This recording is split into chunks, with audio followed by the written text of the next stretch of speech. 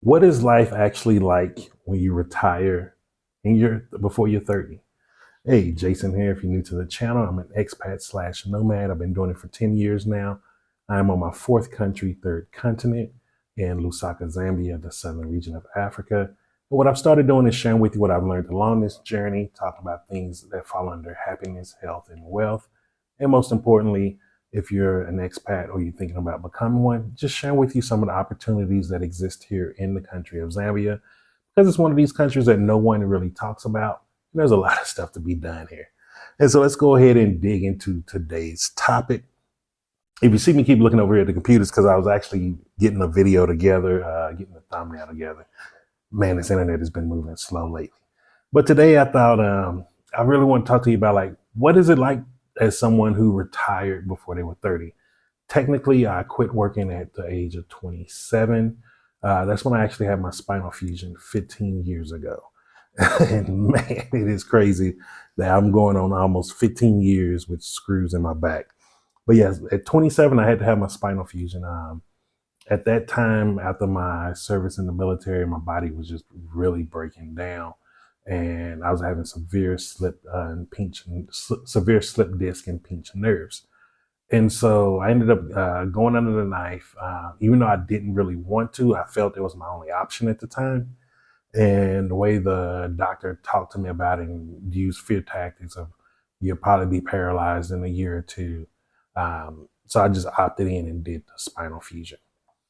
Looking back, with the information and things that I have now, I don't want to say the spinal fusion was a bad idea.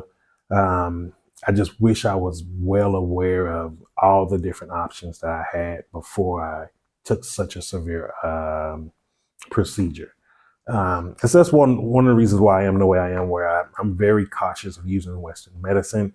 I try to keep everything under my control as possible, and then when it's out of my control, I exhausted all that, and then I'll turn to Western medicine.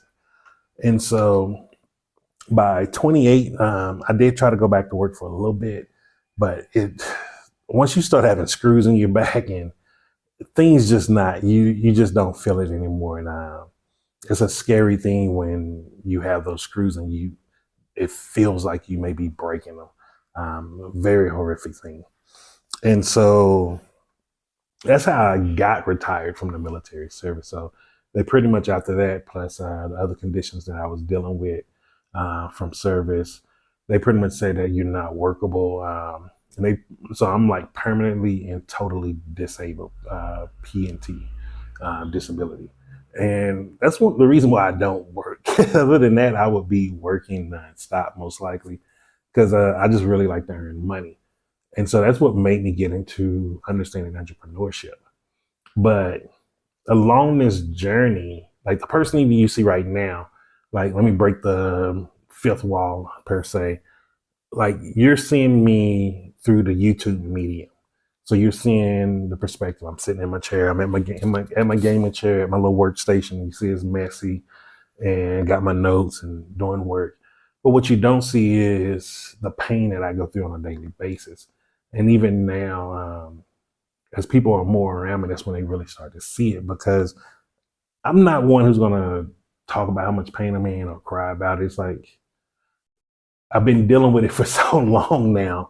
It's a part of my life. And the funny thing is, but the last 2 years that I was in Colombia, up to when CC passed away, I was managing my health so well through nutrition and exercise.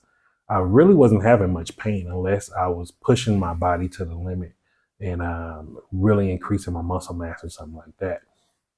And so this recently, when I went to SA a few months ago, because of the cold and everything, my back was knotted up and I was moving too fast and not properly. I stretched the muscle in a really bad way on the spine. And so like this last few months, like my back has been killing me. It has been killing me. It has been hurt. I've been like at a 10 every single day, even when I'm recording videos. That's why I haven't done any live videos. I've just been too uncomfortable. And a setting like live, I don't want to be doing that. And I'm moving around, fidgeting or complaining. Cause that's not anybody's business. But it's funny because now that some people are here, they're seeing like, oh, you be wincing a lot. And it's like, yes, like right now I am in a lot of pain. But like it's something I've been living with so long now. Um, Even when it hurts, it's just like, okay, keep going, just keep going, keep going. Um, and like now, what I've been doing is actually getting back into my yoga, which I should have never stopped. And I'm gonna do a video about depression. Like, depression is funny how it works, and it's even funnier. What gets you to the point of where you're like, okay, I'm tired of being depressed. And this is one of those things where, for me, physical pain, I do not like. Um, I always say I'd rather hurt someone else than hurt myself. It's just my philosophy. And so, like now that I'm having this pain and at this level again, because like I wasn't having this much back pain when I was in Colombia. One, the weather is spring all year round. And then it was a very walkable culture. I used to walk to maybe Envigado, walk to Medellin, even walk to Itagüí sometime. Um, and so like it was really helping me a lot with my back. And so now that I'm getting back into African climates, not African climates, but winter climates in Africa, um, having to readjust to the winter, like that really does affect my back and my health. And so even now, like I've been really prioritizing doing my yoga, things of that nature, getting my meditation in to center myself, get myself in alignment, getting onto a routinely chiropractic visit. Like these are some of the things that what retirement really looks like. Um, and it's even though I'm at a very young age, I don't think people really understand how much the military beats up your body. Um, it destroys your body, man. Like jumping in and out of Humvees. Like for my battle buddies out there, let people know in the comments, man. Like jumping out of Humvees. If you ever had to sleep on asphalt, I remember in Iraq we was at one of the airfields and we had to sleep overnight at the airfield waiting on someone. And you sleep underneath the vehicle in case there's any shooting or anything because you don't want to be exposed in the open. And, yo, it was so fucking hot. It was hot. Oh man, you just sitting there sweating. You got your bucket on a little, trying to use it as a pillow. Your neck hurt. Your plate's pushing up on you. You want to just take the vest off, but you can't because you don't know if a rocket may hit by. The military beats up your body, and even though I just did it for 5 years, but like going to war, it beat me up, man. It really broke down my body a lot, and I feel it now. But and that's the curse behind the blessing of retiring so early. And because like a lot of people are like, man, how do you retire so young? How you retire? I'm like, went in the military and I went to war, and they're like, oh, really? But because I guess because some countries they don't experience war. I guess I don't know, or maybe it's just not as recent, and so like they don't have that concept of what you may be doing, stuff like that. Like I think I shared this story once. My buddy asked me, he's like, "Have you ever slept in a tent?" In a tent, and I'm like, "Bro, I was in the military. I went to war." When we first set up, we were sleeping on the tents out there in the desert.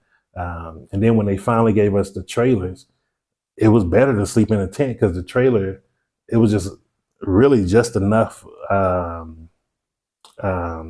not even that little tin shed wolf. You know what they show in compounds, that little shed aluminum material? It was just that in a corner, and it was so cheaply put together. All it was doing was just trapping dust in the rooms. You just have dust all over your clothes and stuff. It was like, at least if we was in a tent, I could have a little shutter thing over it to stop the dust from coming in. But yeah, it's crazy because I don't think sometimes I don't think everybody understands what the military service really is, and especially if you're going to war. And it's funny because what made me decide to really talk about this was because I saw, well, one, my back pain, because my back been hurting. And I wanted to explain why I kind of been a little distant, haven't even been responding. It's just, I've been in a lot of pain. So like laying down hurt, sitting up hurt. I had to buy a new yoga ball. I've been laying on the spikes for acupuncture. That been hurting. So like everything was just hurting. So I was like, let me just focus all my energy. Like I even did a 24-hour fast yesterday. So I'm going to start doing that every other day, 24-hour fasting, getting my 1 cup of chia seeds in that day, and just focus on that. just to start getting my health back. And you want to see it firsthand. Like you'll see probably as my skin starts getting more elasticity in it. Wondering if my beard will start back getting a little darker naturally. But we shall see together how it's going to go this time. Um, yeah, and then the other thing was I had saw a guy. It was John Cena.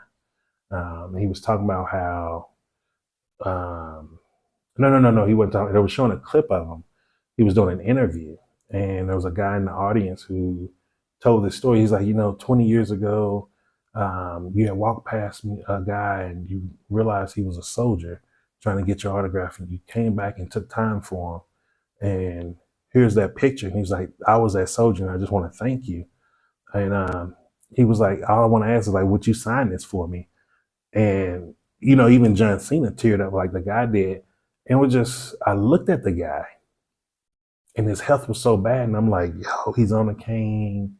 Um, and I could feel his pain. Like as a veteran who went to war, it's like, man, I feel his aches and pains. Like people don't know how I feel like when your ankle hurt, your toe hurt, your knees hurt, your hips hurt. You can feel the actual disc in your spine that hurt. Your hands hurt. Like one of the things a lot of people notice when they see me in person, I do this a lot. I'm cracking my hands a lot. I'm doing a lot about my hands. And the reason being is I don't know exactly what the problem is, never got it fully diagnosed or researched. But like this left hand, more than the right, it aches. It's like a numbing, dull pain in there. And sometimes it just kicks on very high. And it's just the weirdest thing, but sometimes people notice it. And even other little ticks and things I have where, I used to have a real bad enemy awareness. And enemy awareness is where when people get out of your eye shot or they hit your blind spots, your heightness goes up. Almost like a spidey sense, but not like a spidey sense. It's just you become more aware and a little bit paranoia kicks in that. And I even still have that to this day. Like earlier while I was working, I had my back to my door, but the door was open because I wanted fresh air. And then it kind of just kicked in. And I kept noticing myself looking at the door. So I just shut the door because I was like, let me not feed that little tick that happens. But yeah, that's just some of the things dealing with being a military veteran or war veteran. Like it's not, and don't take this video as a video complaining. It's just like, it's really just to show you like there's a sacrifice you make. Like for me to be in the position that I am now, set up in Zambia to where I'm fully retired, have a monthly pension coming in every month. That's a good amount. It was a sacrifice. It was a huge sacrifice, and I sacrificed a lot of my youth.